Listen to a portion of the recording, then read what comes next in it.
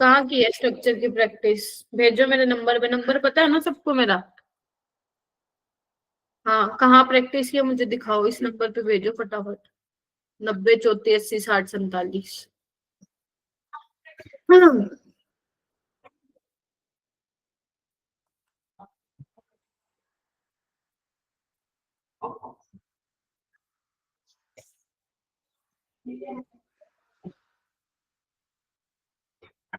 क्योंकि बेटा बिना स्ट्रक्चर के चैप्टर सोचना भी मत कोई फायदा है, क्योंकि अभी तो आप लोगों ने कार्बोहाइड्रेट सीखे हैं मेरे से, है ना।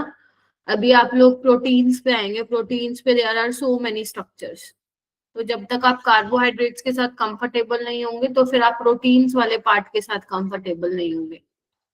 तो इसीलिए आप लोगों को प्रैक्टिस करनी है, 3 बार बना लो, बस 3 बार बना लो ना, दिमाग में बैठ जाएंगी चीजें कि क्या हो रहा है।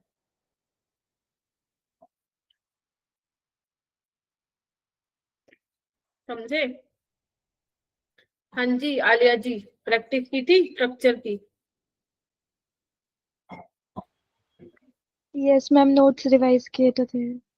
रिवाइज नहीं, नोट्स तो चलो ठीक है रिवाइज करना, बट उसके अलावा प्रैक्टिस बना बना के देखे थे स्ट्रक्चर, जो जैसे मैंने क्लास में बनवाए थे।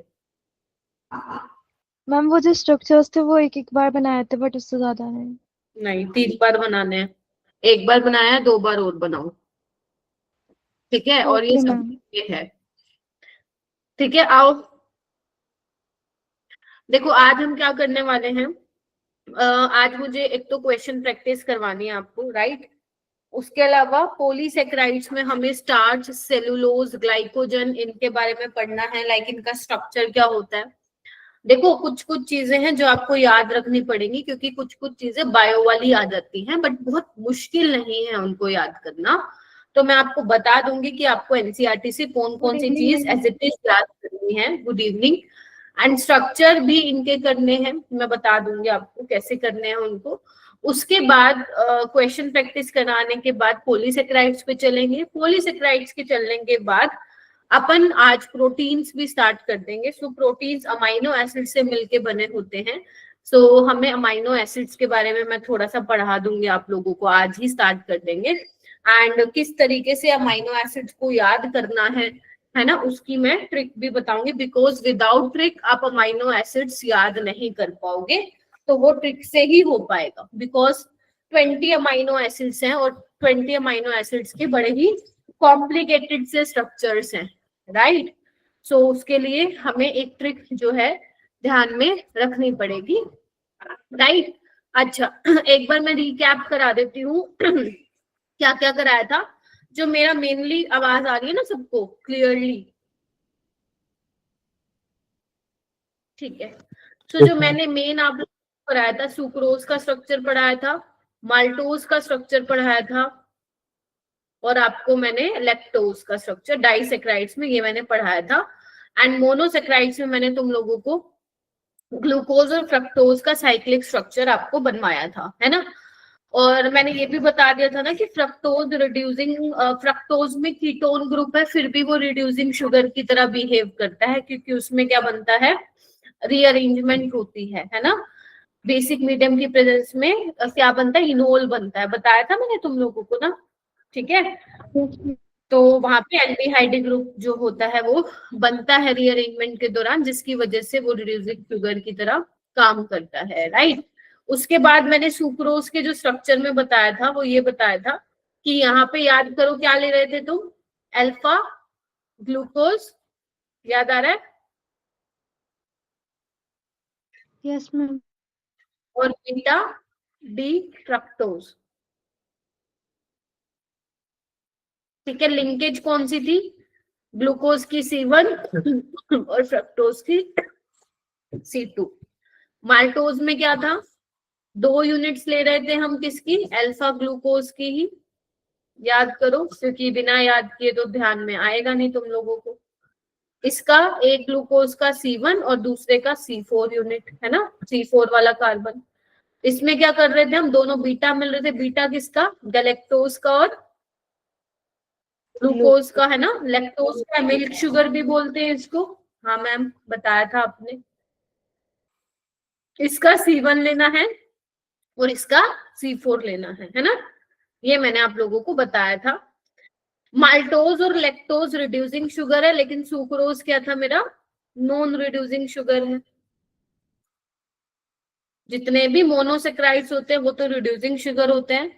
डाइसेक्राइड्स में हमें सुक्रोज, माल्टोज और लैक्टोज जो है वो पढ़ना है आपके सिलेबस में, जिसमें से सुक्रोज नॉन रिड्यूसिंग है, बाकी maltose and lactose both are reducing sugar. ठीक है, अच्छा। उसके अलावा और मैंने क्या बताया था, हाँ एक चीज शायद मैंने नहीं बताई थी आप लोगों को। एक वर्ड होता है बेटा म्यूटा रोटेशन, एक वर्ड होता है म्यूटा रोटेशन। म्यूटा का मतलब होता है चेंज, रोटेशन में चेंज होना। अब ये वर्ड कैसे आया, क्यों हम बोल रहे हैं, तो बेटा आप लोगों के एनसीईआरटी में एक लाइन है कि ग्लूकोज का ओपन चेन स्ट्रक्चर के साथ साथ साइक्लिक स्ट्रक्चर भी एग्जिस्ट करते हैं, अल्फा और बीटा, है ना। तो जो अल्फा आपका अल्फा ग्लूकोज है, अल्फा वाला आइसोमर है, ठीक है, और जो बीटा वाला है और जो ओपन चेन है वो सब क्या रहते हैं आपके इक्विलिब्रियम में रहते हैं। ठीक है, लेकिन मैं आप लोगों को बता दूं कि ओपन चेन बहुत कम परसेंट के लिए होता है, बहुत कम परसेंट होता है इसका। अल्फा वाला 36% होता है, ये 64% होता है। ये क्यों आया, कहां से आया, ये भी आपको जानने की जरूरत नहीं है। होता क्या है मेरा बेटा, जब हम प्योर अल्फा वाला बेसिकली लेते हैं आइसोमर और इनको डिसोल्व करते हैं किसी सॉल्वेंट में, देखो पहले तो ये सोचो जो अल्फा वाला आप लोगों का ग्लूकोज है, अगर मैं ग्लूकोज की बात करूं, अल्फा वाला जो शुगर है वो ऑप्टिकली एक्टिव होता है, सबको पता है।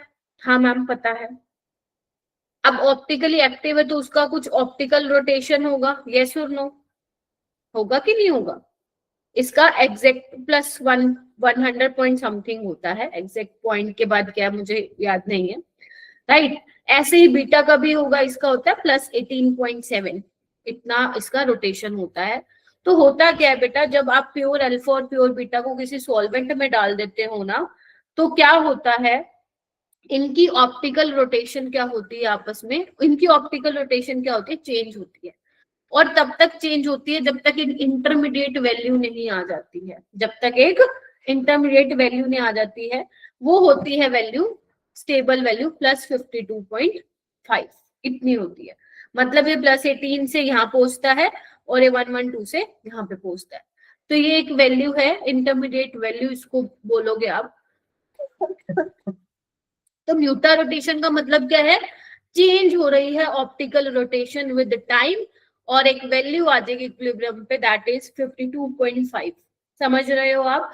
और ये तीनों आपस में क्या रहते हैं, इक्विलिब्रियम में रहते हैं। ओपन चेन वाला बहुत ही कम परसेंट रहता है, सबसे ज्यादा रहता है आपका अल्फा और बीटा, और उसमें भी बीटा वाला जो है सबसे ज्यादा रहता है। ठीक है, so what is mutarotation, change in optical rotation with the time until a intermediate value reaching, ठीक है, दैट इज +52.5। पहले ही एनसीईआरटी में था टॉपिक, अब ये एनसीईआरटी से हटा दिया गया है। और मैं इसके क्वेश्चन भी देख रही थी बेटा, लास्ट 3 साल से म्यूटा रोटेशन पे कोई क्वेश्चन नहीं आया है। तो मैम ये हमें करना है या नहीं करना, नहीं, अगर तुम स्किप भी करना चाहते हो तो यू कैन स्किप। बस थोड़ा सा ये याद रख लेना, जितने भी तुम्हारे रिड्यूसिंग शुगर होंगे वो म्यूटा रोटेशन दिखाएंगे। इज दैट क्लियर, जितने भी तुम्हारे रिड्यूसिंग शुगर होंगे वो तुम्हारे क्या दिखाएंगे, म्यूटा रोटेशन दिखाएंगे। ठीक है, ये थोड़ा सा आप लोग ध्यान रखिएगा। रख लोगे क्या, बोलो जल्दी बोलो। Yes ma'am. आ रही है आवाज, यस। सो ये पहले था एनसीईआरटी में, अब नहीं है। तो स्कूल के लिए तो तुम्हें वैसे भी नहीं पढ़ना, जेई के लिए भी सिर्फ एक ही वर्ड थोड़ा सा ध्यान रखना, म्यूटा रोटेशन, ऑप्टिकल रोटेशन में चेंज होता है विद टाइम। ठीक है, और ये तीनों जो है इक्विलिब्रियम में रहते हैं, जिसमें आपका ओपन चेन वाला बहुत कम परसेंटेज रहता है इसका, बीटा वाले का ज्यादा, अल्फा वाले का 36 रहता है। ठीक है, और रिड्यूसिंग शुगर जो है आपके म्यूटा रोटेशन यहाँ पे दिखाएंगे। ठीक है, तो इतनी बात आप लोगों को थोड़ी सी ध्यान में रखनी है, रख लोगे। ठीक है, बोलो। Yes ma'am. ठीक है, तो आज ओके, सो एक तो ये तुम लोगों को आना चाहिए, ठीक है। उसके बाद हम आगे चलते हैं, कुछ क्वेश्चंस हैं जो आप लोगों को करना है। स्टार्ट करेंगे क्वेश्चन नंबर 1 से आज की क्लास का। कोई डाउट है तो पूछ लो, वरना हम क्वेश्चन स्टार्ट करेंगे। एक बार फटाफट से देख लो जो मैंने लास्ट टाइम पढ़ाया था, then we can start with the questions बेटा। फटाफट से देख लो एक बार, जो मैं पढ़ा चुकी हूँ फटाफट से देख लो।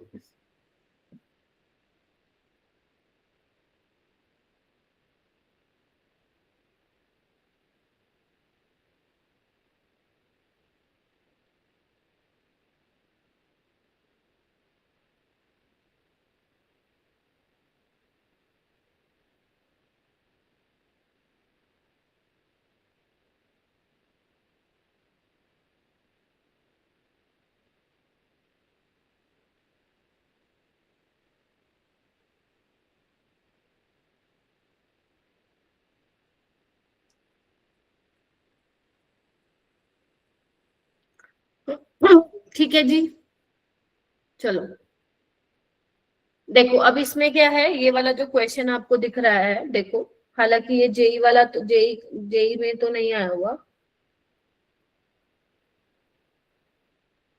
हाँ, सो यहाँ पे क्या है, which of the following compounds will behave as a reducing sugar in aqueous केवच सॉल्यूशन।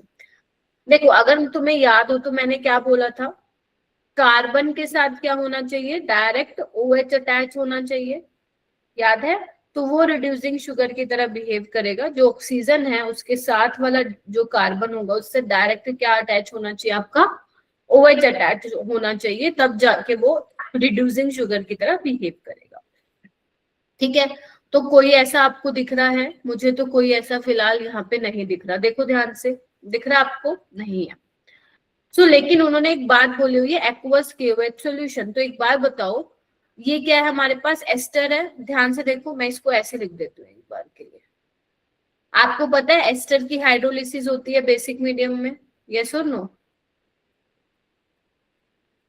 होती है, बताया था मैंने।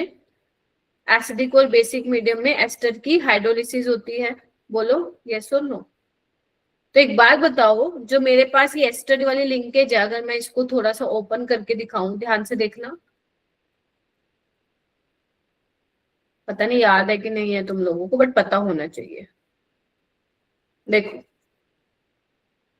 ऐसे है, तो बेस क्या करेगा, अटैक करेगा, फिर ये वापिस आएगा और निकल जाएगा, ये सुनो। तो यहाँ पे क्या लग जाएगा, OH लग जाएगा, देखो।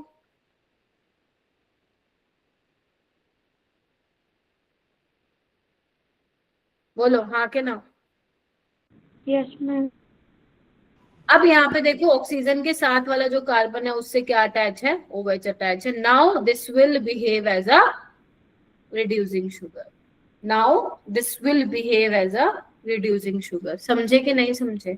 अब ये रिड्यूसिंग शुगर की तरह क्या करेगा, बिहेव करेगा। तो यानी कि ऑप्शन नंबर क्या होगा, 4th इसका करेक्ट होगा। तो मतलब वैसे तो हमें देखने में तो कोई नहीं लग रहा था, बट उन्होंने बोला aqueous केवेज solution.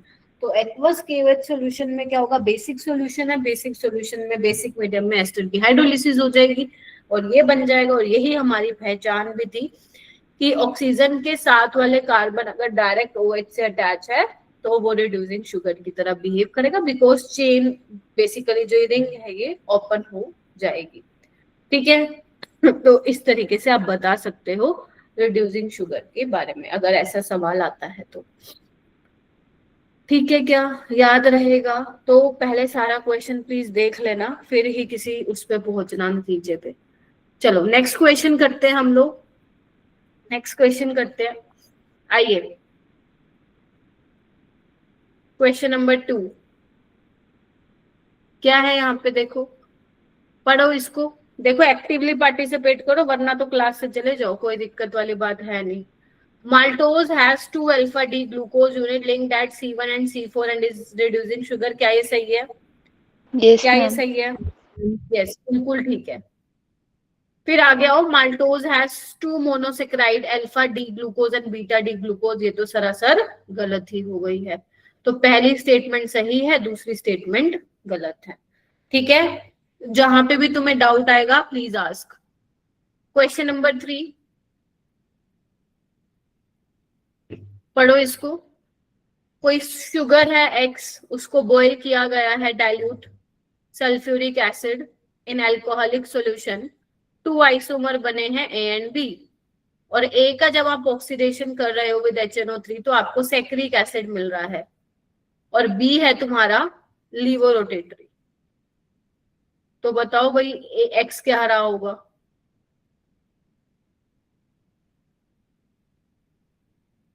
What should be the x? Sucrose. Sucrose, very good. क्योंकि सुक्रोज की जब हाइड्रोलिसिस होती है तो हमें, ये तो तुम्हारे अभी टेस्ट में भी आया कल क्वेश्चन, सुक्रोज की हाइड्रोलिसिस होती है तो तुम्हें क्या मिलता है? ग्लूकोज मिलता है इक्विमोलर अमाउंट में मिलते हैं ग्लूकोज और फ्रक्टोज, और फ्रक्टोज क्या होता है? लीवोरोटेटरी होता है। तो यानी कि इसका आंसर क्या आएगा? सुक्रोज आएगा। अभी मैंने स्टार्च पढ़ाया नहीं है, बट अभी पढ़ाऊंगी तो तुम्हें दिखेगा कि स्टार्च से अल्फा ग्लूकोज जो है हाइड्रोलिसिस से मिलता है। और ये मैंने पढ़ा भी दिया, जब मैं तुम्हें प्रिपरेशन ऑफ ग्लूकोज करा रही थी तो मैंने कहा था स्टार्च की हाइड्रोलिसिस से आपको ग्लूकोज मिलता है। तो देखो इतना दिमाग तो तुम लोगों को दौड़ाना पड़ेगा, और ये मुश्किल तो नहीं है सवाल। Question number 4, glycosidic linkage between C1 of alpha glucose, hand raise करेंगे सारे बच्चे, कोई भी ऐसे नहीं बोलेगा। C1 of alpha glucose and C2 of beta fructose is found in, ये आपको बताना है।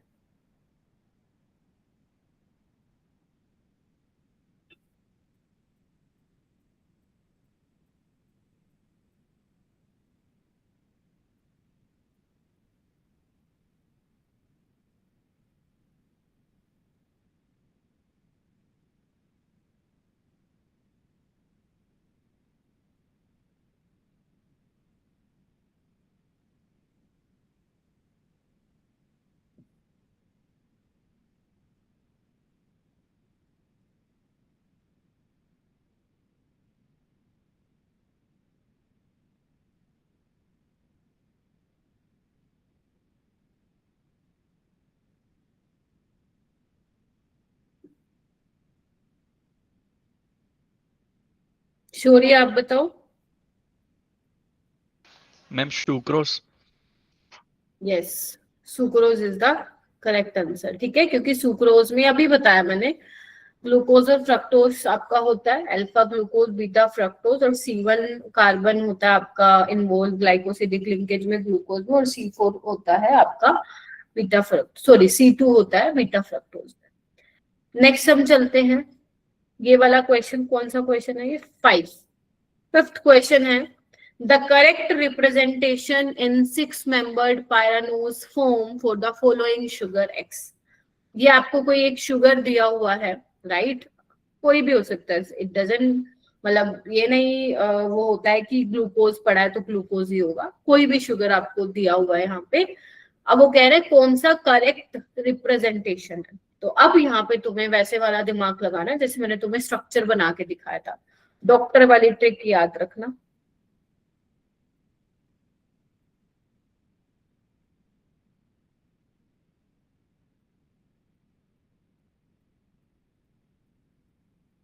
हाँ जी, स्टार्ट कर सकते हो आप लोग करना।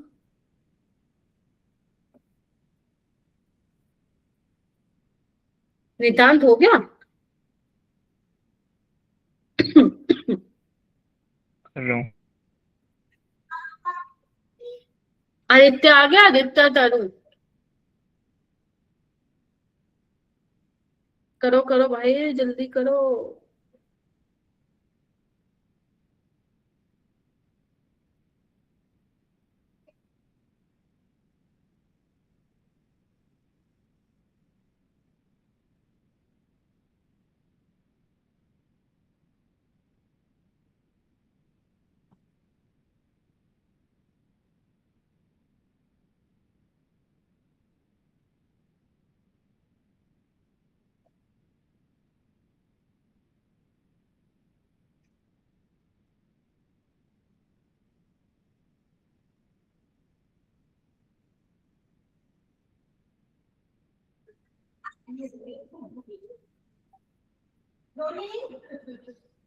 बताओ भाई, बताओ बताओ क्या आ रहा है वंशिका?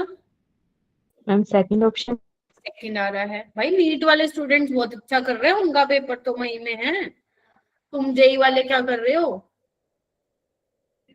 क्यों नहीं बना रहे हो स्ट्रक्चर? छोड़ के जाना चाहते हो ये चैप्टर तो बता दो भाई। और अगर ऐसा क्वेश्चन आ गया तुम फिर भी छोड़ के जाना चाहोगे तो कैसे चलेगी भाई बात? यहीं पे कर दूं? कौन से वाला ऑक्सीजन अटैक करेगा? ये वाला, इस वाले कार्बन पे, है ना? तो 1 2 3 4 5 6 है ना? मैं अलग से क्यों ही बनाऊं, टाइम लगेगा अपने को। यहीं से ही हम ड्रॉ करते हैं 6 मेंबर्ड रिंग। चलो मैम कर दिया। ठीक है, सो फर्स्ट वाले कार्बन पे देखो सब में OH नीचे है ना? तो मतलब उन्होंने अल्फा वाला ही बना रखा है, राइट। सेकंड पे आओ, H नीचे है। मैंने कहा था जो राइट में होगा वो डाउन पे होगा, तो H नीचे आएगा, OH ऊपर। H फिर नीचे है, राइट में है, डाउन में आएगा। समझ गए ना डॉक्टर की ट्रिक? राइट, जो राइट में है वो डाउन में आएगा, राइट में है डाउन में आएगा, और बस ये बचा। कौन सा मैच कर रहा है बेटा? Option number second. अब तुम ये वाला क्वेश्चन भी छोड़ के आओगे क्या? हाँ जी, ये क्वेश्चन छोड़ने का नहीं है। तुम एक बार मेरा तरीका देखो कि मैंने तुम लोगों को कैसे समझाया है। मैं सच बता रही हूँ, सारे बच्चे पढ़ के आएंगे बायोमोलिक्यूल चैप्टर, ठीक है? और तुम्हें भी पढ़ के जाना है, नहीं तो एक क्वेश्चन से तुम कंपटीशन से हो सकते हो, देख लो बाहर। क्योंकि 4 नंबर का क्वेश्चन अगर आ गया आसान, जो कि आएगा, रैंक हिला देती है एक एक नंबर। तो आप लोग प्रैक्टिस करो ना। किसने कहा है कि 10 बार प्रैक्टिस करो? सिर्फ 3 बार प्रैक्टिस तो करनी है आपको। एक देखो, अगर तुम ऐसे हवाबाजी में प्रैक्टिस कर रहे हो ना, यू नहीं। इन बायोमोलिक्यूल्स में कार्बोहाइड्रेट्स और प्रोटीन्स वाले स्ट्रक्चर्स को बनाने का एक तरीका होता है, वो तरीका मैंने सिखा दिया है तुम लोगों को। अब देखो प्रैक्टिस तुम्हें करनी है, दैट्स इट। अगर तुम्हें किसी और का समझ में आता है, मैं तो कहती हूँ किसी और का समझ लो, लेकिन पढ़ लो इस चैप्टर को। मैं सच बता रही हूँ, बहुत आसान सवाल बनते हैं यहाँ से। अब तुम देखो, ये मैं सारे 2023-24 के करा रही हूँ सवाल। देखो, देखो क्वेश्चन, देखो क्या पूछा है इसमें। मैच द फॉलोइंग पूछ लिया अब उसने। अब तुम देखो, अल्फा ग्लूकोज और अल्फा गलेक्टोज में क्या रिलेशन है? बताओ मेरे को। ग्लूकोज और गलेक्टोज क्या है आपस में? कौन से एपिमर हैं वो? C4 एपिमर है। हाँ जी, ए का 4। और अल्फा ग्लूकोज और बीटा ग्लूकोज क्या आपस में? फर्स्ट कार्बन में डिफरेंस होता है, दे आर एनोमर्स, तो बी का 3rd। सी का चेक करो, ग्लूकोज और फ्रक्टोज क्या है? ये फंक्शनल आइसोमर, एक में एल्डिहाइडिक वाला फंक्शनल ग्रुप, एक में कीटोन वाला, तो सी का 1st। ग्लूकोज और राइबोज क्या है? राइबोज अभी तुम्हें नहीं पता है, बट फिर भी आंसर आ गया है। राइबोज वैसे 5 कार्बन होता है, ये होता है बेटा राइबोज।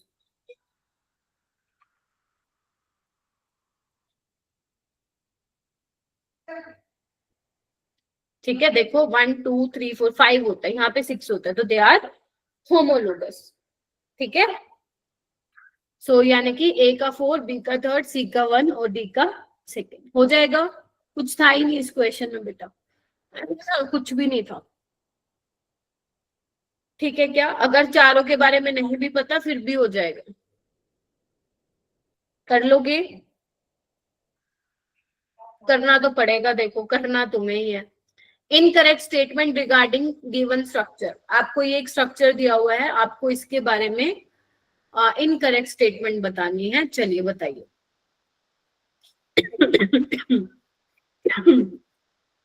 चलो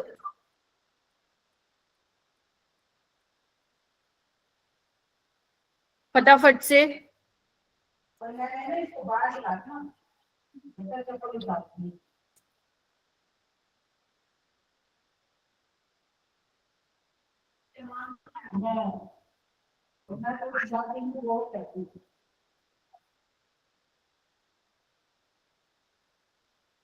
क्या आ रहा है बताओ?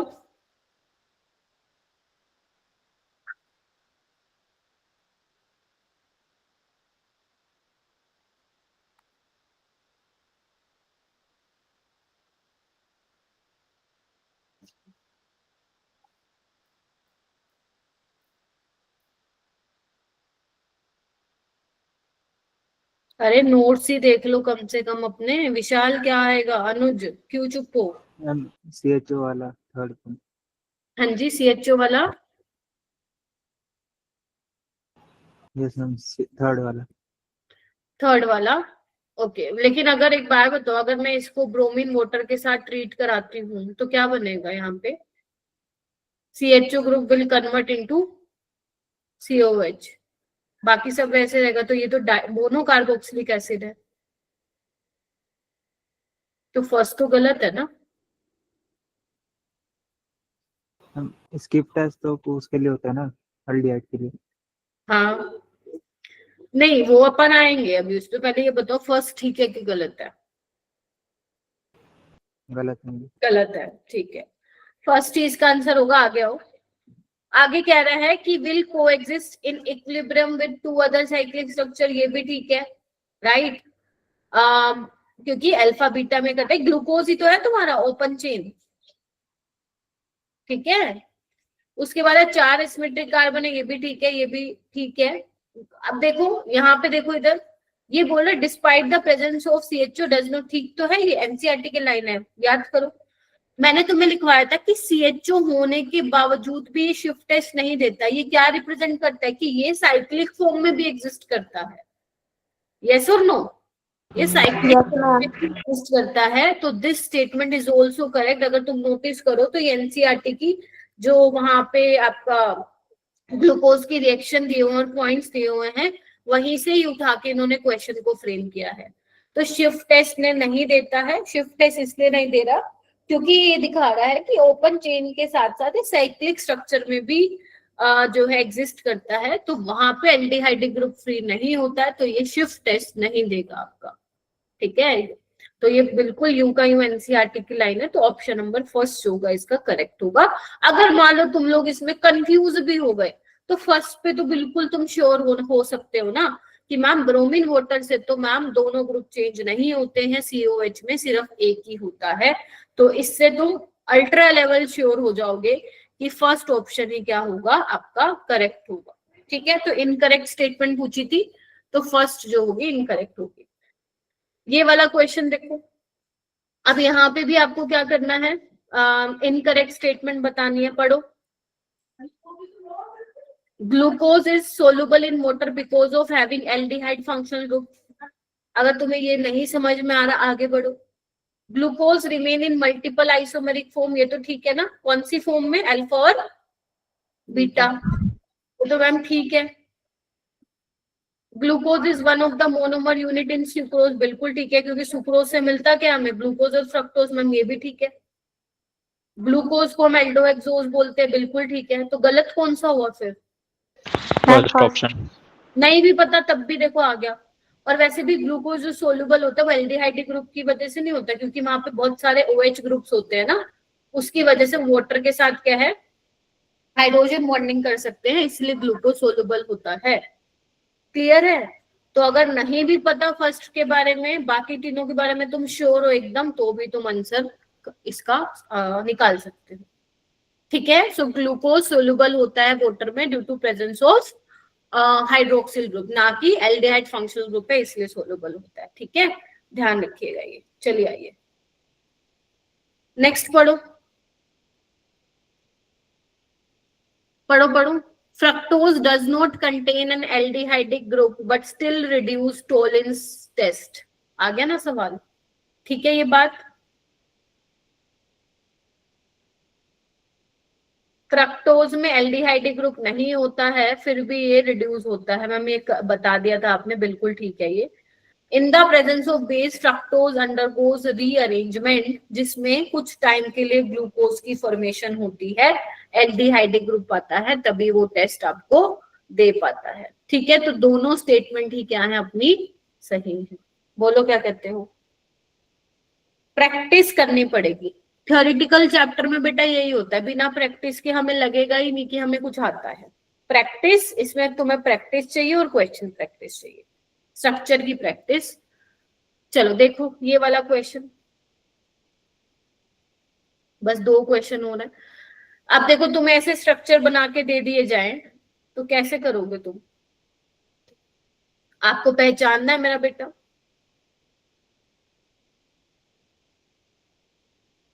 चलो चेक कर लो कौन सा स्ट्रक्चर किसको रिप्रेजेंट कर रहा है, क्या नाम है उसका।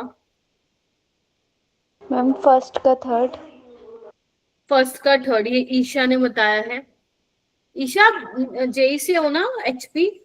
Yes ma'am. ठीक है, बिल्कुल सही पहचाना इसने। देखो आपको क्या दिया हुआ, अल्फा बीटा। सबसे पहले तो यही पहचान लो तुम लोग कि अल्फा कौन सा है, सिखा रखा है मैंने तुम्हें। अगर CH2OH और जो फर्स्ट वाला कार्बन है उस पे जो OH है वो ट्रांस पे है तो अल्फा, ये अल्फा। इस पे देखो सेम है बीटा, इस पे अपोजिट है अल्फा, और इस पे सेम है बीटा। यानी कि अगर मैं P की बात करूं तो फर्स्ट हो सकता है, थर्ड हो सकता है। अब तुम मुझे बताइए ग्लूकोज है या फ्रक्टोज का है? नहीं मैम, ग्लूकोज का है। तो अगर ग्लूकोज का है तो आ गया ना A का थर्ड, सॉरी P का थर्ड। तो R का क्या चला जाएगा फिर? R का 1 चला जाएगा। ऐसे करना है। अभी बीटा वाला क्या है, ग्लूकोज का है, तो लगाओ 4, और ये क्या है आपका सेकंड। हो जाएगा। इतना सिंपल है, विद इन 20 सेकेंड्स तुम ये सवाल कर सकते हो। ठीक है, तभी कह रही हूँ कि नंबर बनते हैं बेटा इस चैप्टर से। मैं ये नहीं कह रही हूँ कि हमेशा, देखो मैंने कहा भी था तुम्हें जब चैप्टर का मैं स्टार्टिंग कर रही थी कि 95% time, 90% of the time question ऐसे ही आते हैं एनसीईआरटी बेस्ड। तो अपने को अगर देखो मोस्ट ऑफ द बच्चों की शिफ्ट में ऐसे ही सवाल बनेगा। अगर तुम्हें मैं ट्रेंड बताऊं ना इसका, एनटीए वाले क्या करते, एनटीए तो चलो कंडक्टिंग बॉडी है। आपका जो अभी 2025 में हुआ था ना, मैं 2025 के क्वेश्चन देख रही थी, तो जो 2 शिफ्ट में होता है ना तुम लोगों के, एक जनवरी वाला अटेम्प्ट होता है और एक उसमें होता है अप्रैल में। तो जनवरी वाले अटेम्प्ट में उन्होंने कार्बोहाइड्रेट्स के पीछे पड़ गए वो, मतलब सारे के सारे 10 शिफ्ट होती है ना, तो 11 क्वेश्चन, 11 क्वेश्चन थे, यानी कि हर शिफ्ट में एक लगा लो। सारे क्वेश्चन कार्बोहाइड्रेट से, एक भी क्वेश्चन प्रोटीन वगैरह किसी से नहीं था, सोचो। और अप्रैल में वो पीछे पड़ गए प्रोटीन्स के ऊपर। तो तुम समझ रहे हो मोस्ट फेवरेट टॉपिक एग्जामिनर का कौन सा है, कार्बोहाइड्रेट्स और प्रोटीन्स। तो वो कभी कार्बोहाइड्रेट्स को पकड़ लेगा, कभी प्रोटीन्स को पकड़ लेगा, और बीच बीच में तड़का लगाने के लिए विटामिन से सवाल डाल देगा। बट मेन जो है ये 2 आपके इंपॉर्टेंट होते हैं। ठीक है, चलिए तभी मैं बहुत इसकी प्रैक्टिस करवा रही हूँ। ये वाला क्वेश्चन देखो, 2 मोनोमर्स है माल्टोज में, कौन कौन से हैं बताओ भाई।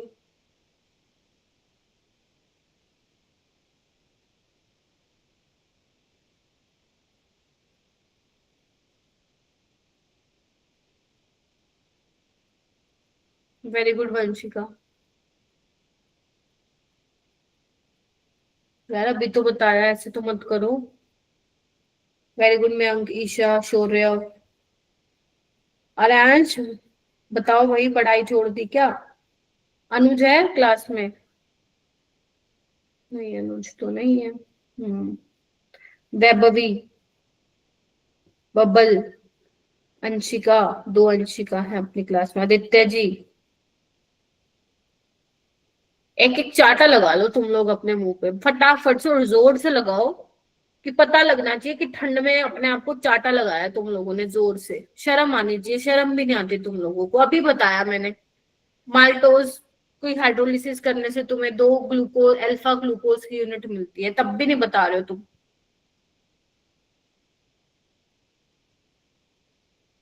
नहीं करोगे तो गया नंबर, मैं बता दे दूं, मेरे कराने से कुछ नहीं होता। अब चलते हैं हम पॉलीसेक्राइड्स पे।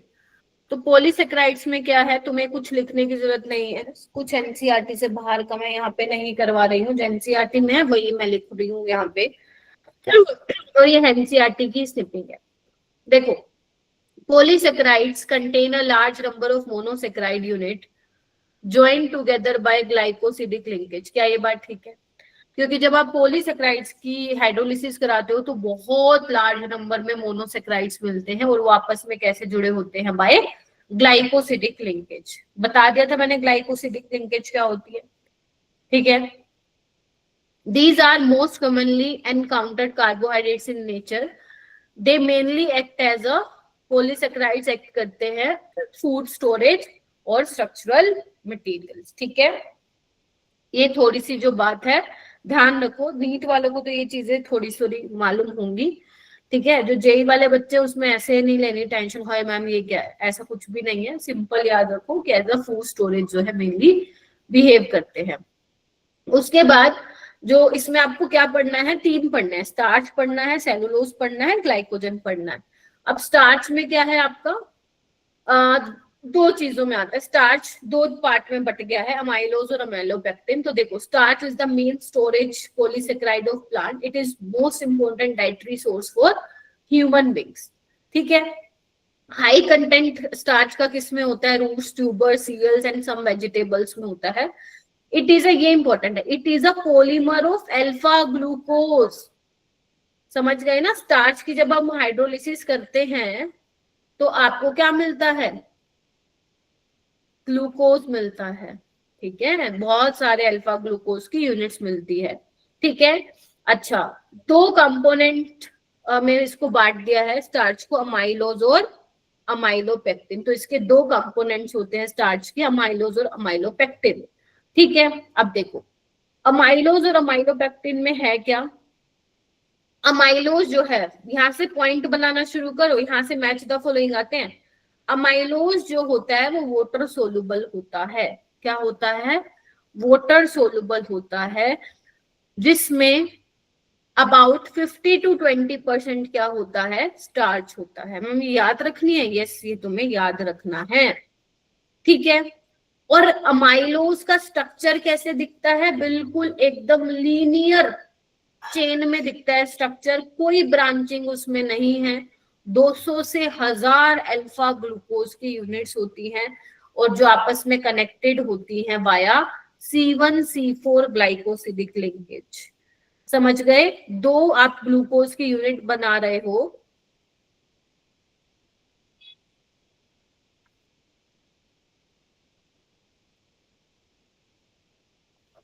ठीक है, इस तरीके से। ये कार्बन नंबर 4 और ये 4, ये मैं बनवाया भी था मैंने। ठीक है, तो C1C4 ग्लाइकोसिडिक लिंकेज। तो क्या क्या याद रखना है, क्लास में ही याद करवा के भेजूंगी। मैं अपनी तरफ से पूरी कोशिश कर रही हूँ, बाकी सब तुम्हारे हाथ में रिवीजन। देखो, स्टार्च पॉलीसेकेराइड में पढ़ते हो आप, राइट। स्टार्च की हाइड्रोलिसिस करने पे बहुत सारी यूनिट्स आपको अल्फा ग्लूकोज की मिलती है। इसके 2 कंपोनेंट्स हैं, कौन कौन से, अमाइलोज और अमाइलोपेक्टिन। अमाइलोज वाटर सोलुबल होता है, जिसमें 15 से 20% स्टार्च होता है। और अमाइलोज का स्ट्रक्चर क्या होता है, अमाइलोज का स्ट्रक्चर होता है अल्फा ग्लूकोज की एक लीनियर चेन होती है, सीधी चलती जा रही है, चलती जा रही है, चलती जा रही है। आप समझ रहे हो मेरी बात, कोई भी ब्रांचिंग नहीं होती है। C1C4 ग्लाइकोसिडिक लिंकेज होती है। अगर तुम्हें दर्शन करने हैं तो इस तरीके से होती है, देख रहे हो, बहुत सारी यूनिट्स होती है और मैक्सिमम कितनी, 1000, 200 से 1000। ठीक है, अब यहाँ पे क्योंकि जो फर्स्ट कार्बन पे OH फ्री नहीं है, क्योंकि वो और ग्लूकोज की यूनिट के साथ जो है इन्वॉल्व है इन ग्लाइकोसिडिक लिंकेज, तो ये नॉन रिड्यूसिंग शुगर होता है। ठीक है मेरा बेटा, उसके बाद हम बात करते हैं अमाइलोपेक्टिन की। तो अमाइलोपेक्टिन क्या है, इनसोल्युबल। देखो आप एक याद कर लो, दूसरा अपने आप हो जाएगा। अमाइलोज वाटर सोल्युबल है, ये इनसोल्युबल है। यहाँ पे इनसोल्युबल है पानी में, इसमें आपका 80 to 85% स्टार्च होता है। अब वो क्या थी, कोई ब्रांचिंग नहीं थी उस पे, है ना, लीनियर चेन था ना, ग्लूकोज की यूनिट्स आपस में कनेक्टेड थी। ये ब्रांच्ड है, ये ब्रांच्ड चेन है। किसका, अल्फा ग्लूकोज की यूनिट्स ही हैं, जिसके अंदर C1C4 ग्लाइकोसिडिक लिंकेज तो होगी ही होगी, साथ ही साथ C1 और C6 के बीच में भी ग्लाइकोसिडिक लिंकेज होगी।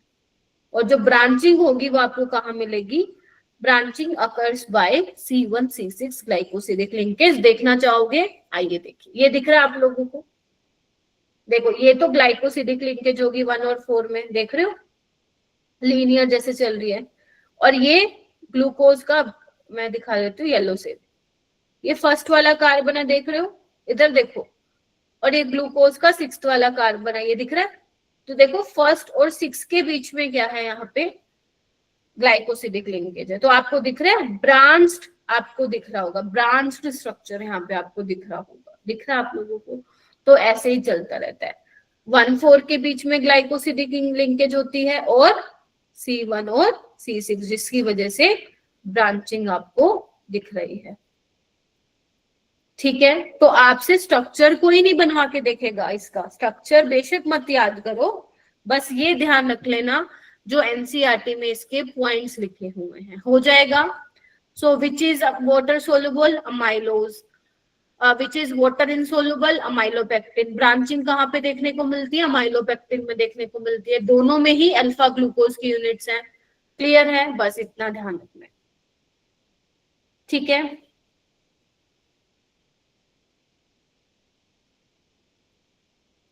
हाँ जी, बाकी बच्चे प्लीज एक बार कंफर्म करो। अंकिता, आलिया, हैप्पी, ओके, विशाल, अंजलि, साहिल, आदित्य, गायब रहते हो भाई तुम लोग,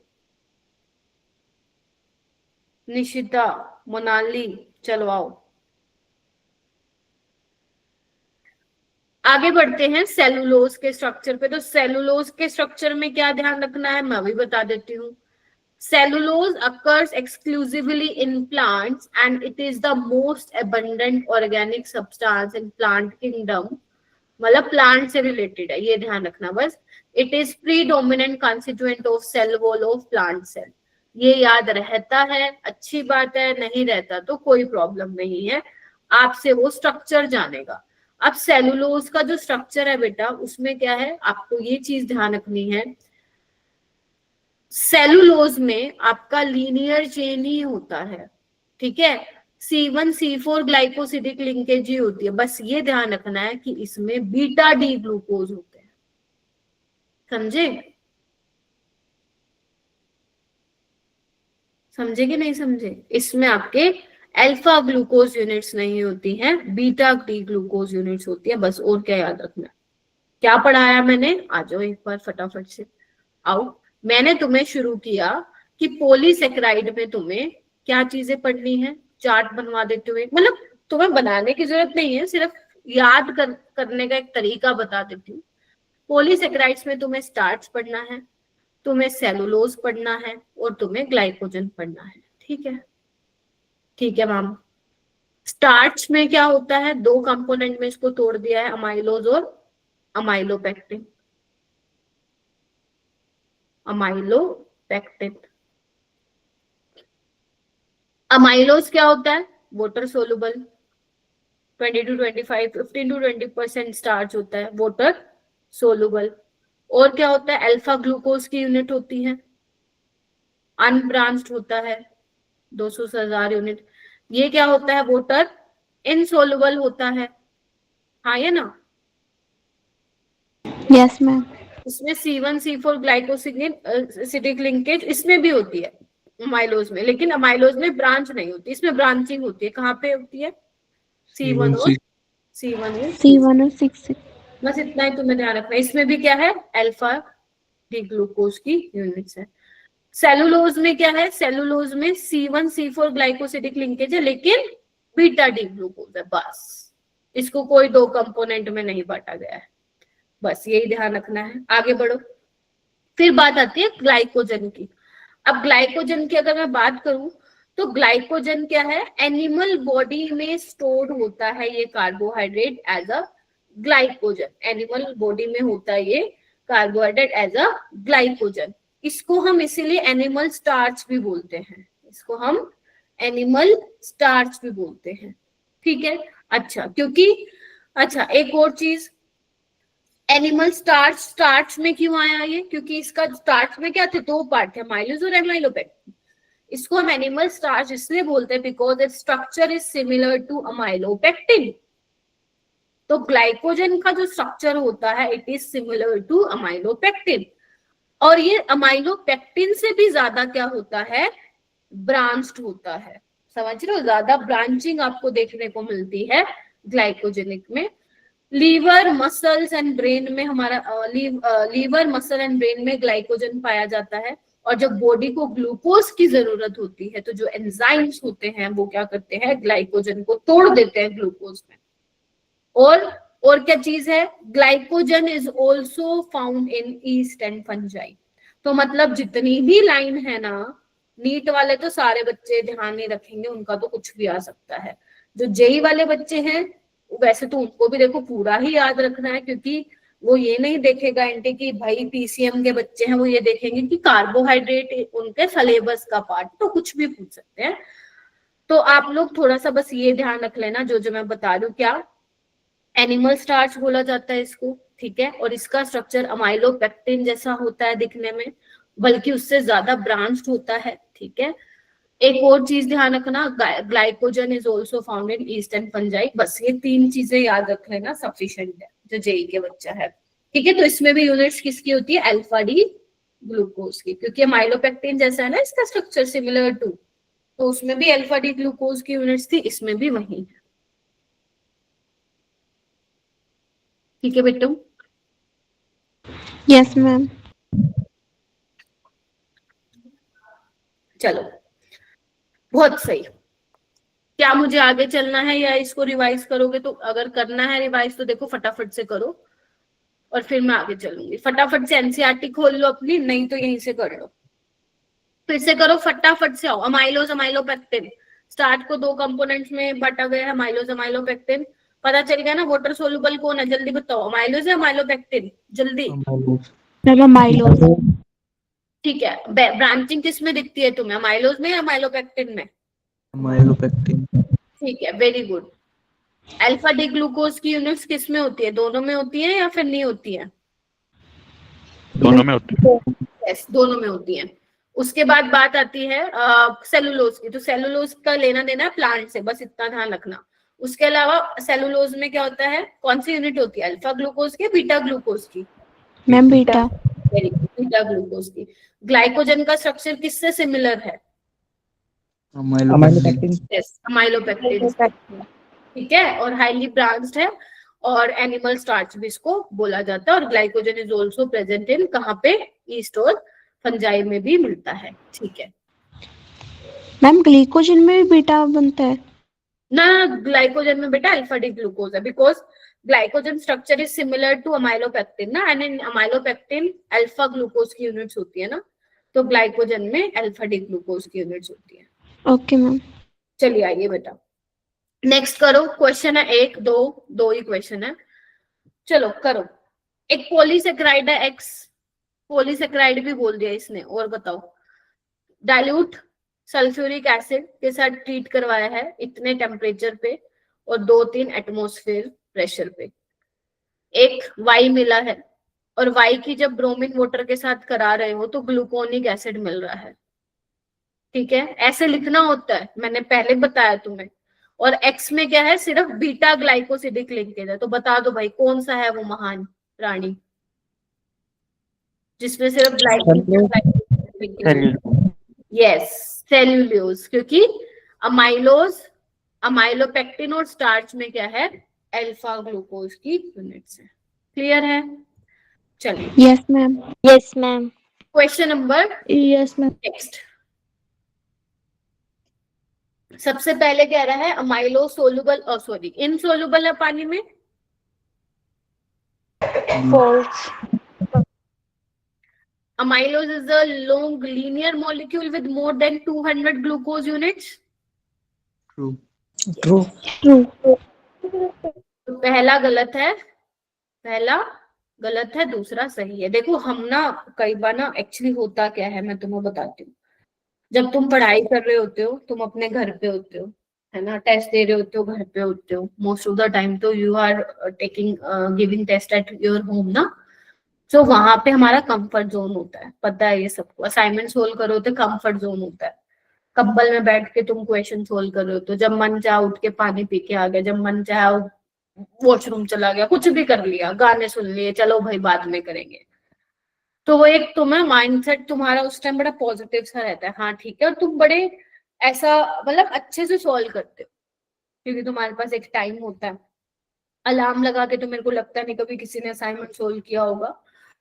लेकिन जब तुम ये सब करते हो, असाइनमेंट सोल्व करते हो, सारे टेस्ट देते हो, लेकिन जब जिस दिन तुम्हारा एग्जाम होता है जेई का 3 घंटे का, तो वो थोड़ा सा एक अलग माहौल होता है ना। वहां पे बहुत सारे तुम्हें बच्चे मिलेंगे, सामने तुम्हारा लैपटॉप होगा, मतलब सिस्टम होगा आपका, है ना। वहां पे आप आंसर मार्क कर रहे होंगे, टीचर घूम रहे होंगे, थोड़ा सा बीच बीच में आएंगे भी सही तुम्हारा सिर खाने, यहाँ साइन कर दो, फलाना कर दो, ये कर दो, है ना। तो वो जो 3 घंटे का होता है ना, देखो कंपटीशन तो वो 3 घंटा ही क्रिएट करेगा आप लोगों की स्टूडेंट्स की लाइफ में, है ना। 10 लाख से ऊपर बच्चा बैठेगा, ठीक है। तो उस टाइम पे तुम लोगों को बहुत काम रहना है, बहुत काम। तुम्हारे आगे पीछे आजू बाजू तुम्हें कोई परेशान करने आ रहा है, कुछ भी करने आ रहा है, तुम्हें वहां पे काम रहना है, क्योंकि वो 3 घंटा डिसाइड करता है। कई बार मैंने ऐसे बच्चे भी देखे, इतनी मेहनत करी है उन्होंने, इतनी मेहनत, लेकिन वहां जाके 3 घंटे वाले टाइम पे खराब कर दिया चीजें।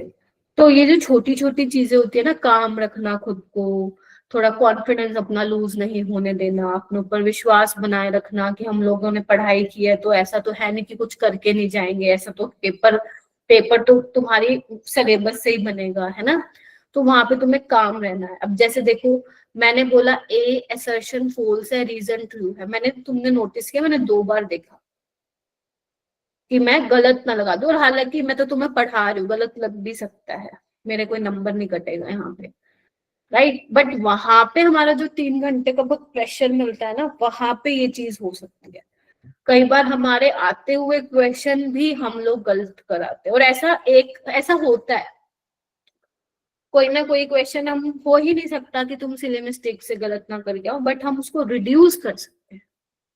तो इसीलिए मैं हमेशा कहती हूँ, जो क्वेश्चन नहीं आता वो तो देखो नहीं आता, बट जो आता है तुम लोगों को, वो थोड़ा सा ध्यान से करना। अगर मान लो सपोज ये इक्वेशन आ गया दोबारा से, तुम्हें पता है पहला फॉल्स है दूसरा सही है, तो सोच समझ के 2 बार देख लेना कि ठीक लगाया है ना कि नहीं लगाया, समझ रहे हो।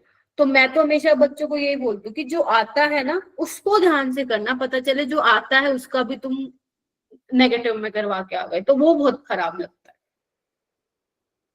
ठीक है। जो नहीं आता उस पर तुक्के नहीं मारने, और जो आता है वो आराम से करना। देखो बात सीधी सी है, ये चीजें अपने को तभी आएंगी जब आप बहुत सारे मॉक टेस्ट वगैरह जो है वो लगाओगे।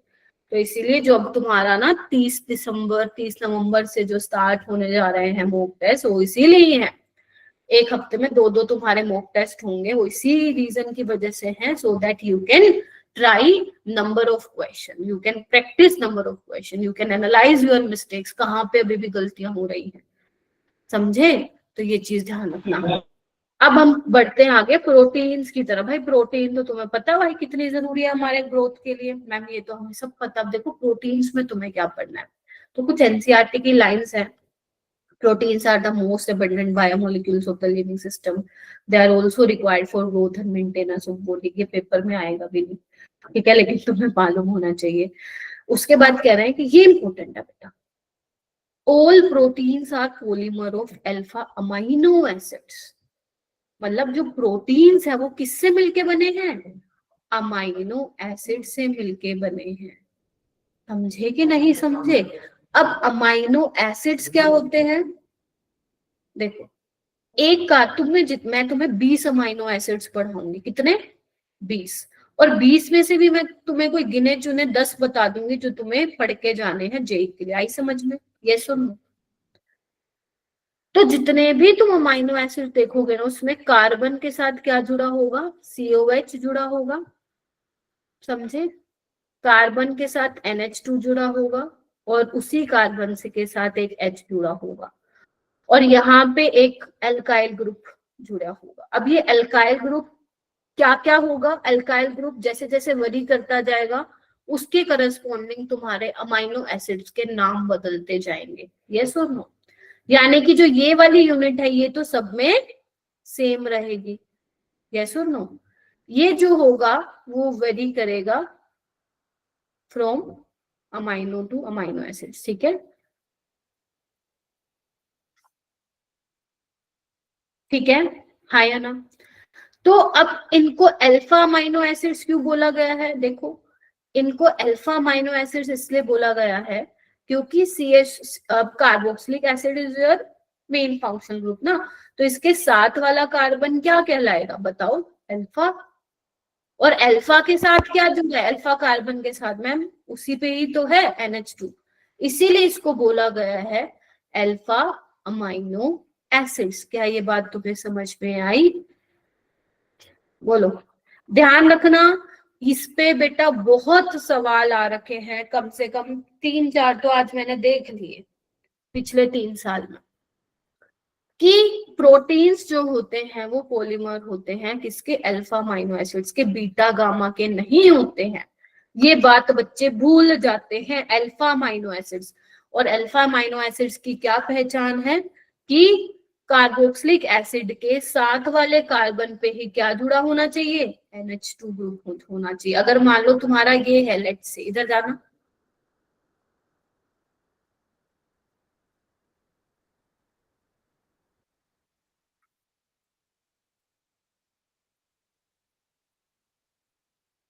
तो ये क्या है तुम्हारा? अल्फा बीटा, यस और नो? Yes ma'am. अब ये तुम्हारा अल्फा अमाइनो एसिड नहीं है, ठीक है।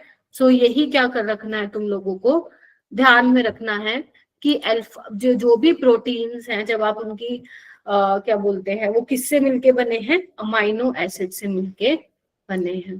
ध्यान रहेगा ये, यानी कि सबसे अमाइनो एसिड शुरू होते ही मैंने तुम्हें सबसे पहली बात यही बता दी, ठीक है। चलिए ओके, फिर कह रहे हैं कि अमाइनो एसिड, देखो नाम से ही पता चल रहा है अमाइनो एसिड, यानी कि एक NH2 ग्रुप होगा और एक कार्बोक्सिलिक एसिड वाला ग्रुप होगा, ठीक है।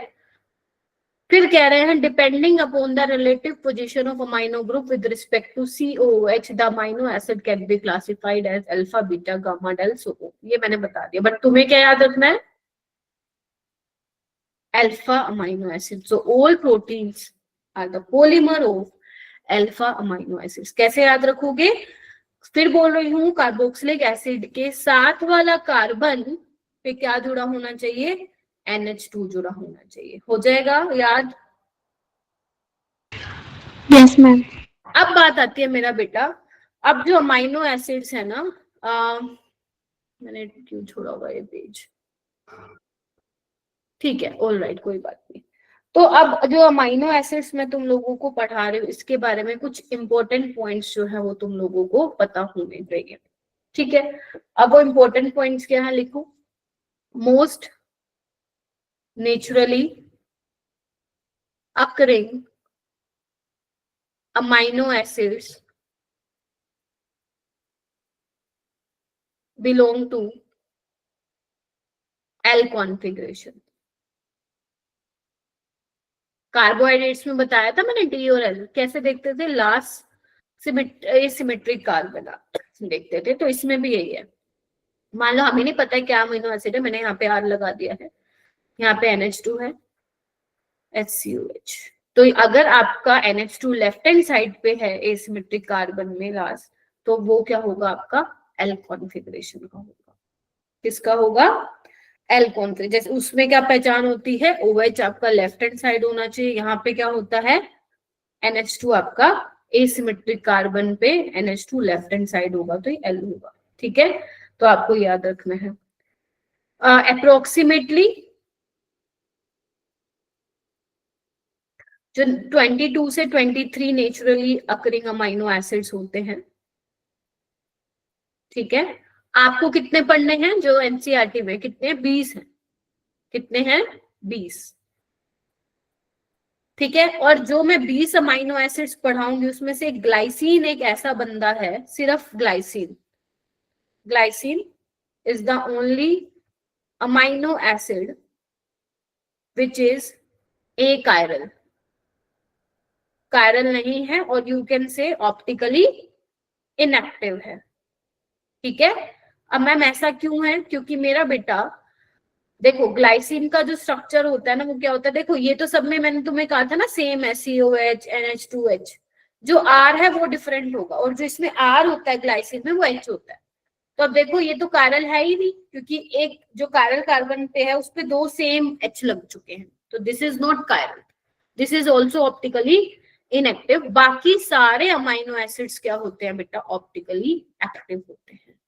ये बात समझ में आई तुम लोगों को? जल्दी बताओ मेरे को, घुस गई बात? बोलो। ठीक है, अब क्योंकि मैंने बोला प्रोटीन्स पॉलीमर होते हैं अमाइनो एसिड्स के, तो तुम्हें यहाँ पे 20 अमाइनो एसिड्स के बारे में पढ़ने हैं, और 20 में से बेटा 10 तुम्हारे ऐसे अमाइनो एसिड्स हैं जो एसेंशियल हैं। एसेंशियल अमाइनो एसिड्स क्या होते हैं, जो कि बॉडी में सिंथेसाइज नहीं हो सकते हैं। प्लीज एग्जाम्पल रट्टा मारने की जरूरत नहीं है, मैं इसको याद करवाती हूँ अभी। 10 एसेंशियल बॉडी हैं जो कि सिंथेसाइज नहीं हो सकते बॉडी में, और 10 ऐसे हैं नॉन एसेंशियल अमाइनो एसिड्स हैं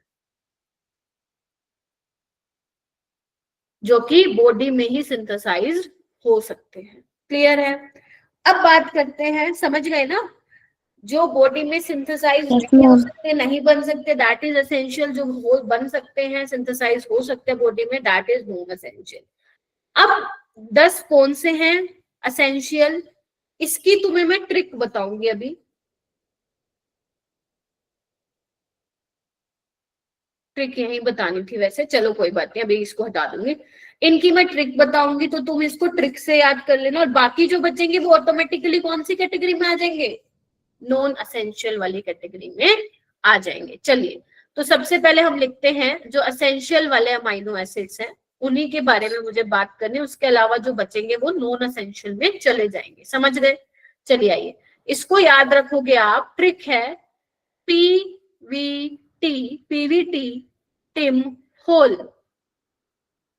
प्राइवेट टिम होल। समझ गए? This is a trick to learn essential amino acids. PVT Tim Hall. अब ये पी क्या है, वी क्या है, टी क्या है, ये तो हमें पता होना चाहिए। चलो स्टार्ट करते हैं। नाम इसके बड़े कॉम्प्लिकेटेड से लग सकते हैं, बट 2 बार भी रिवाइज करोगे, 3 बार मैक्सिमम, तो एकदम दिमाग में बैठ जाएगा। पी किसको रिप्रेजेंट करता है बेटा? पी का मतलब है फिनाइल एलानिन। अपने मन में बोलते जाओ, लिखते जाओ, बोलते जाओ, लिखते जाओ, बोलते जाओ। Phenylalanine, phenylalanine. V का मतलब है वेलिन, वेलिन। टी का मतलब है बेटा थ्रियोनिन। क्या मतलब है? थ्रियोनिन। मैम इनके स्ट्रक्चर भी याद करने हैं, हाँ वो बाद में कराऊंगी कल वाली क्लास में, उसका भी एक तरीका है। और एक दूसरा टी जो आया है ये है ट्रिप्टोफैन, ट्रिप्टोफैन। क्रिप्टो करेंसी सुना होगा ना तुमने, क्रिप्टो करेंसी, वैसे याद रख लेना इसको, ट्रिप्टोफैन। ठीक है? और ये क्या है? आई से क्या है? आई से है बेटा आइसोल्यूसिन। आइसो स्पेलिंग ध्यान रखना, आइसोल्यूसिन। और एम क्या है? Methionine, methionine. एच क्या है? हिस्टिडिन। ए क्या है? आर्जिनिन। हमें क्या चल रहा है जिंदगी में? एल क्या है? एल है ल्यूसिन, ल्यूसिन, LEUCINE। और दूसरा एल क्या है? Lysine, LYSINE, LYSINE। बहुत मुश्किल नहीं लगेगा। प्राइवेट टिम होल से याद रखोगे। पीवीटी क्या है? P phenylalanine, valine, threonine. Tim tryptophan, isoleucine, methionine. HA hole क्या है? Histidine, arginine, leucine, lysine. Histidine, arginine, leucine, lysine. ठीक है? टी से कौन कौन है? थ्रियोनिन और ट्रिप्टोफैन। क्लियर है? एम से क्या है? मिथियोनिन है। पी से फिनाइलएलानिन है। वी से वनीला आइसक्रीम याद रखो, वेलिन है। ठीक है?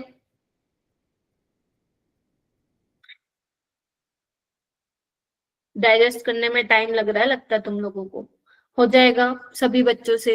फिर से सुनो, PVT Tim Hall, PVT Tim Hall. देखो तुम अपने ना आंख बंद करके ये तो लिख लो। अब तुम्हें जो समझ में आ रहा है वो चेप दो। क्या समझ में आ रहा है? मैम वेनिला आइसक्रीम से वेलिन। ठीक है, क्रिप्टो करेंसी से ट्रिप्टोफैन, देखो 2 तो तुमने बना ही लिए, ठीक है। अच्छा, और उसके बाद बाकी कर लो। एल क्या है, ल्यूसिन लाइसिन है। आई क्या है, आइसोल्यूसिन है। एम मिथियोनिन है। टी, ये वाला टी थ्रियोनिन है। पी फिनाइलएलानिन है। ऐसे करके तुम्हें करना पड़ेगा।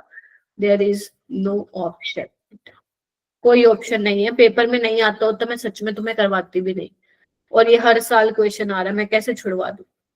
और इसके अलावा जो बचेंगे वो क्या होंगे मेरा बेटा, नॉन असेंशियल अमाइनो एसिड्स होंगे। क्लियर है? अच्छा, अब यहाँ पे देखो ये स्ट्रक्चर है, स्ट्रक्चर मैं इसको नेक्स्ट क्लास में बनवाऊंगी, अभी मैं नहीं करवा रही हूँ because it will take time. तो एनसीईआरटी में जो स्टार लगे हुए हैं ना, दिख रहा है तुम्हें, ये सारे क्या है, अपने असेंशियल अमाइनो एसिड्स हैं। दिख रहा है, थ्रियोनिन हो गया, methionine, phenylalanine, histidine, tryptophan, all are star वाले असेंशियल अमाइनो एसिड्स। अब इनके स्ट्रक्चर तो मैम आप कब कराओगे, मैं कराऊंगी आपको नेक्स्ट क्लास में। बेटा जेई में क्वेश्चन आने लग गया है 1 लेटर कोड से। मतलब अगर मान लो मैं बोलूं कि ग्लाइसिन का 1 लेटर कोड क्या है, क्या लिखोगे, स्टार्टिंग किससे करोगे, पहला लेटर, वो आपको याद करना है। मैम ये भी करना है, हाँ जी बेटा, इसको भी मैं करने का तरीका समझाती हूँ। देखो, जो पहले वर्ड से पहला जो अमीनो एसिड्स का जो पहला लेटर है और वही उसका लेटर कोड है, उसमें तो कोई दिक्कत नहीं है।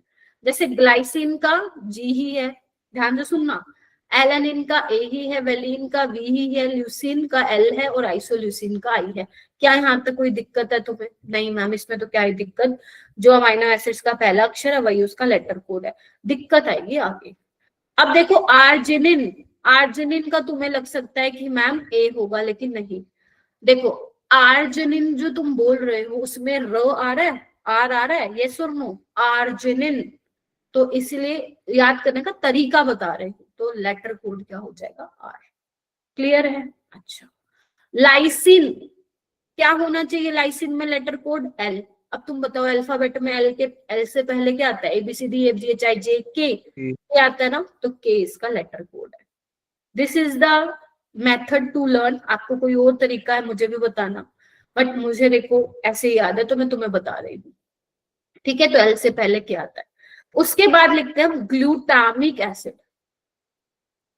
तुम सबने ग्लू सुना है ना, ग्लू तो तुम यूज करते हो, तो ग्लू क्या होता है, GLUE है ना, तो पीछे का अक्षर ई ले लेना, पीछे का अक्षर ई ले लेना, समझ रहे? हाँ या ना? Yes ma'am. अब बात करते हैं हम एस्पर्टिक एसिड। तो तुम एस्पर्टिक को एस्पर्टिक की तरह नहीं पढ़ोगे, तुम पढ़ोगे इसको एस्पर्डिक एसिड। क्या पढ़ोगे, एस्पर्डिक, नाम बिगाड़ दिया मैंने इसका, एस्पर्डिक, तो डी इसका लेटर कोड हो जाएगा। क्या बोला मैंने, एस्पर्डिक के नाम से पढ़ना, डी इसका लेटर कोड हो जाएगा, ठीक है। ग्लूटामिन और ग्लूटामिक में तुम कंफ्यूज हो सकते हो, इसीलिए आपसे रिक्वेस्ट है कि आपको सिर्फ ग्लूटामिक याद रखना है। ग्लूटामिन अगर आया तो तुम ऑप्शन, क्योंकि मैच द फॉलोइंग में आते हैं लेटर कोड, तो तुम क्या कर सकते हो, ऑप्शन एलिमिनेट कर सकते हो, क्योंकि ये याद करना पड़ेगा, इसका मेरे पास कोई तरीका नहीं है इसको याद करने का। ग्लूटामिन में क्यों होता है, तो तुम एक कर लो, बिकॉज बोथ आर सेम ना, ग्लूटामिक और ग्लूटामिक सिमिलर सा है, एक याद कर लो, कहीं पता चले दोनों याद करने के चक्कर में कंफ्यूज हो जाओ। तो ग्लूटामिक याद रखो, ग्लू से पीछे ई आएगा। क्लियर है? कितना हो गया, इधर आओ। कौन कौन सा जो अपने को ध्यान रखना है, arginine R, lysine K, glutamic glu, पीछे ई आएगा। एस्पर्टिक को कैसे याद रखोगे, aspartic, D is the letter code, ठीक है। अच्छा, अब बात आती है, देखो एस्पर्जिन, ये भी अमाइनो एसिड है। अब ध्यान रखना, इसमें भी तुम कंफ्यूज हो सकते हो आर्जिनिन में, तो ध्यान रखना arginine and asparagine both are different. इसको कैसे याद करोगे, एस्पर्जिन पीछे क्या आ रहा है, नो का वो आ रहा है ना, न की आवाज आ रही है, नो, तो एन उसका क्या हो जाएगा, लेटर कोड, ठीक है। थ्रियोनिन में टी है, सीरीन में एस है, सिस्टीन में SC है, मिथियोनिन में M है, कोई इसमें याद करने की जरूरत नहीं है, समझ रहे? अच्छा, अब बात है फिनाइलएलानिन, नाम किससे शुरू हो रहा है, क्या वर्ड निकल रहा है मेरे मुंह से, फिनाइल, फो, तो F is the letter. Tyrosine, tyrosine को कैसे याद रखोगे, टायर से, टायर में क्या आ रहा है, Y is the letter code, ठीक है। ट्रिप्टोफैन, ट्रिप्टोफैन को कैसे याद रखोगे? क्रिप्टो करेंसी ना, लेकिन इसको अब लेटर कोड इसका डब्ल्यू है, तो कैसे याद रखोगे? ट्रिप्टो नहीं, ट्रिप्टोफैन की तरह याद रखो, और इसका W is the letter code. Tryptophan, histidine H, proline P, ये सारे अमाइनो एसिड्स हैं, ये मिलके 20 हैं। 10 तो तुम्हें मैंने याद करा दिए, बाकी जो बचेंगे वो नॉन एसेंशियल में आ जाएंगे। अब जो स्ट्रक्चर है बेटा, मैं बताऊंगी तुम्हें सबके स्ट्रक्चर, बट उसमें से मैंने टिक लगा दूंगी कि कौन कौन से तुम्हें करने हैं। समझ में आया?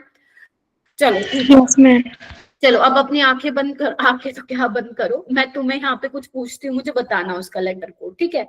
चलो तुम लोग मुझे बताओ, एलानिन का, एलानिन का लेटर कोड क्या है? ए। ए, वेरी गुड। वेलिन का?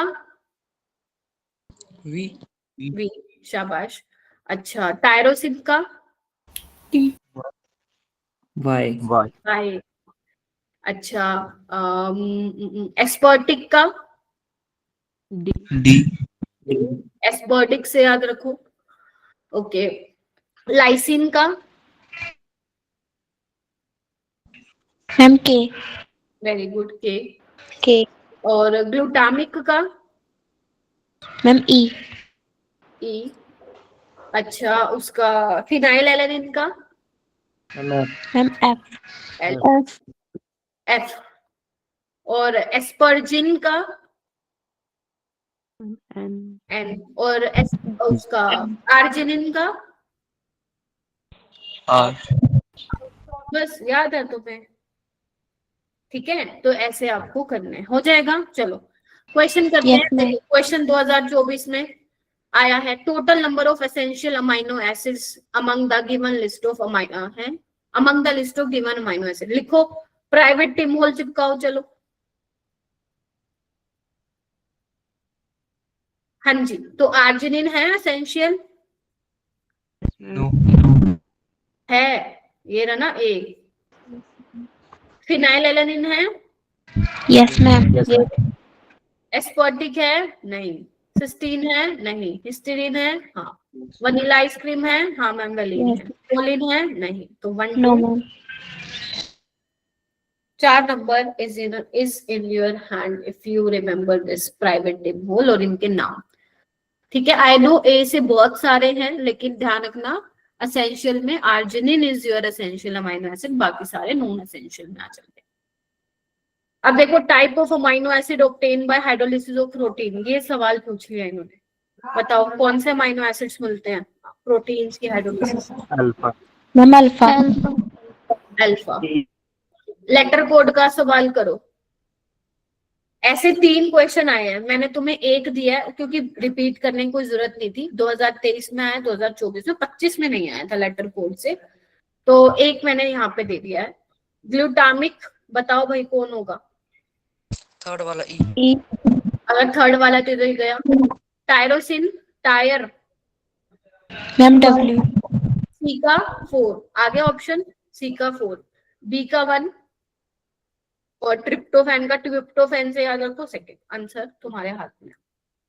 एक 2024 में आया था, ठीक है।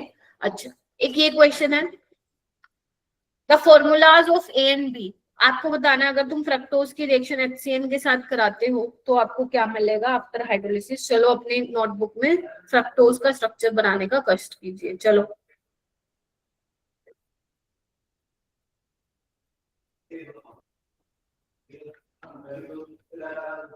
मेरे से पहले बनाना है तुम्हें। अगर तुम HCN के साथ रिएक्शन कराओगे तो क्या साइनोहाइड्रिन बनेगा? बताओ भाई, बोलो। तो यहाँ पे OH और यहाँ पे CN। हाइड्रोलिसिस के बाद CN विल कन्वर्ट इनटू, कौन बताएगा? COH में।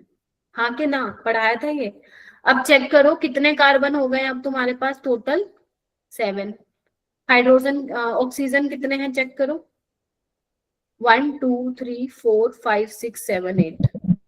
हाइड्रोजन कितने? 2 2 2 4 6 8 10, 10 और 3 13।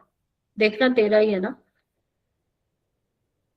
ये ज्यादा है, 3 4 5 14 है, तो C7 H14O8 ये रहा और ये रहा। अब देखो जो फ्रक्टोज था उसकी रिएक्शन, अब इसको मैं हटा रहा हूँ, ठीक है। जो फ्रक्टोज था उसकी अपन ने रिएक्शन कराई है किससे, सोडियम बोरोहाइड्राइड से। तो क्या करता है NaBH को, कीटोन को किसमें चेंज करता है बेटा, अल्कोहल में। तो बस जहां पे CO है उस वहां पे क्या आ जाएगा, OH। अब आगे HI के साथ रिएक्शन कराई और HI के साथ रिएक्शन करवाई है, तो ध्यान से देखो ना, ग्लूकोज नहीं बन गया, नजर दौड़ाओ सारे बच्चे, दिस इज ग्लूकोज। तो HI के साथ कराते हो तो क्या बनता है, N-हेक्सेन, और N-हेक्सेन क्या होता है, C6H14।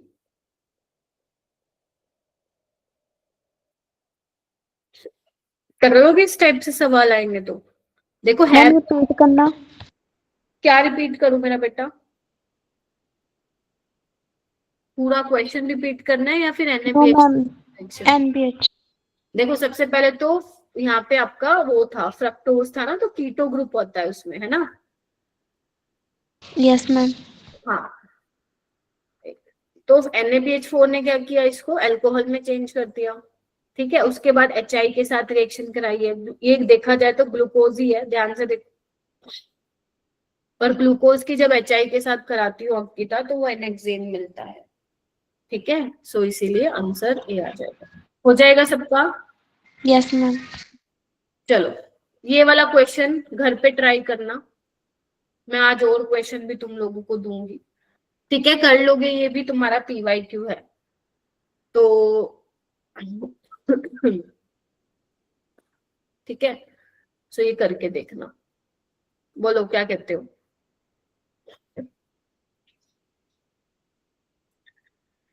देख लो ऐसे क्वेश्चन आते हैं। अब हम कल क्या करेंगे, कल है ना अपनी क्लास, कल हम करेंगे प्रोटीन्स में आगे बढ़ेंगे, लाइक स्ट्रक्चर बनाना सिखाऊंगी।